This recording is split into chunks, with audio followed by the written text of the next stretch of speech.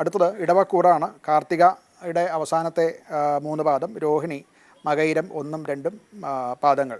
ഇതാണ് ഇടവക്കൂറ്. ശുക്രൻ ഇവർക്ക് 12ാം ഭാവത്തിലാണ്. ഇവർക്ക് ആഡംബര വസ്തുക്കളോട് കുറച്ച് കൂടുതൽ ആകർഷണം ഉണ്ടാകുന്നതായിട്ട് മനസ്സിലാകാം. ജോലി സംബന്ധമായിട്ട് വലിയ വ്യത്യാസങ്ങളൊന്നും ഉണ്ടാകാനില്ല.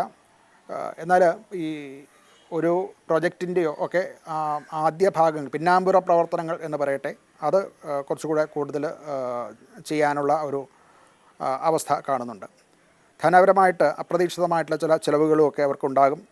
പ്രത്യേകിച്ച് വീടുമായിട്ട് ബന്ധപ്പെട്ട ചില അപ്രതീക്ഷിത ചിലവുകളും മറ്റും ഉണ്ടാകാനുള്ള സാധ്യതയുണ്ട്. ആരോഗ്യ സംബന്ധമായിട്ട് കണ്ണ് സംബന്ധമായിട്ടുള്ള ചില ബുദ്ധിമുട്ടുകളുണ്ടാകാം. ഉറക്കം ഇത് വളരെ ആവശ്യമാണ്. ഉറക്കവും വിശ്രമവും വളരെ ആവശ്യമായിട്ടുള്ള കാലമാണ്. അത് സൂക്ഷിച്ചില്ല എന്നുണ്ടെങ്കിൽ കണ്ണിൻ്റെ ഒരു രോഗം വരാൻ സാധ്യതയുണ്ട്.